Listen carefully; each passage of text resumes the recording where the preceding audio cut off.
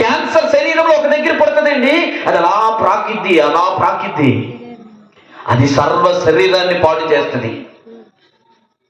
పాపం కూడా నీ నోటి ద్వారా మొదలవచ్చు, నీ కంటి ద్వారా మొదలవచ్చు, నీ చేతులతో. కొందరు పేకాటలో పడిపోతారు, కొందరు వేశ్యల్లో పడిపోతారు, కొందరు నోటి మాటల్లో అబద్ధాలు చెబుతూ మోసాలు చేస్తూ పడిపోతారు. రకరకాలుగా పాపాలు చేస్తున్నారు ఈ లోకంలో మనుషులు, కానీ అది సర్వ శరీరాన్ని నరకములో పడేస్తుంది.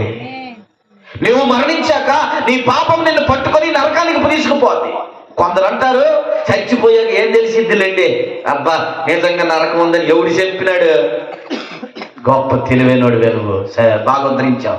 సరే, నువ్వు భూమి మీద నరకం లేదు అనుకొని శుభ్ర తాగి తిరిగి వేశ్యలతో వేశ్య గమనం చేసి నీ శరీరాన్ని పాడు చేసుకొని సిగరెట్లు తాగి గుట్రాలు నమిలి నీ ఇష్టం వచ్చిన పాప పనులన్నీ చేసుకొని పిల్లలను మోసం చేసి భర్తలను మోసం చేసి పిల్లలను మోసం చేసి తల్లిదండ్రులను మోసం చేసి నీకు నచ్చినట్లుగా నువ్వు తిరిగి సచ్చాక నువ్వు నిజంగా నరకానికి పోతే అప్పుడు ఏం చేస్తావు?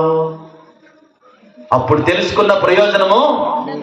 ఒకవేళ ఉందనుకున్నావు, అమ్మయ్య నరకం ఉంది, పాస్టర్ గారు చెప్పాడు జాగ్రత్తగా బతుకుతా, నరకానికి వెళ్ళకూడదు అనుకుని బతికావు అనుకో, సత్యాక నిజంగా నరకం ఉందనుకో, దాన్ని నువ్వు తప్పించుకోగలుగుతావు.